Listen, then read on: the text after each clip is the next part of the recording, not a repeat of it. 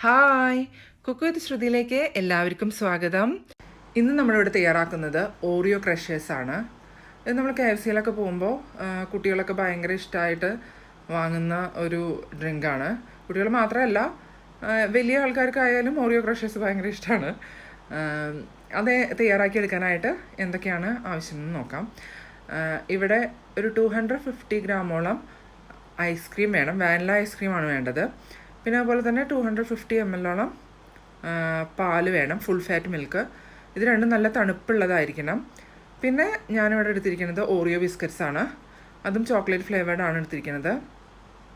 ഇവിടെ 2 packet Oreo biscuit എടുത്തിട്ടുണ്ട്.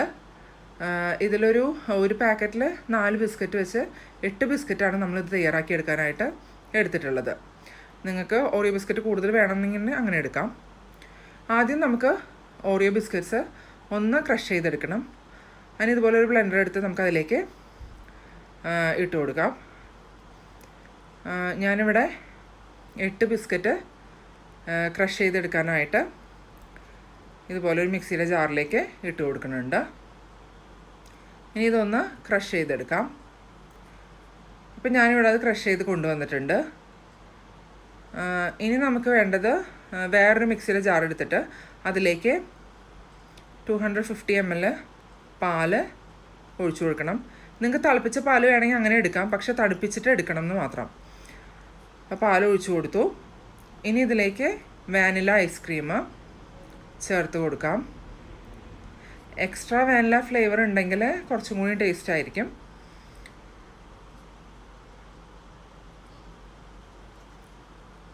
അപ്പോൾ ഇത് 500 ഗ്രാംസിൻ്റെ ഐസ്ക്രീമാണ്. അപ്പോൾ അതിൻ്റെ പകുതി 250 നമ്മളിതിലേക്ക് ചേർത്ത് കൊടുക്കുകയാണ്. ഇനി നമ്മൾ പൊടിച്ച് വെച്ചിരിക്കുന്ന ഓറിയോ ബിസ്ക്കറ്റിൽ നിന്ന് 1 ടേബിൾ സ്പൂണ് നമ്മൾ ജസ്റ്റ് ഒന്ന് ഡെക്കറേറ്റ് ചെയ്യാനായിട്ട് മാറ്റി വയ്ക്കുന്നുണ്ട്. ബാക്കി ഇതിലേക്ക് ചേർത്ത് കൊടുക്കാം.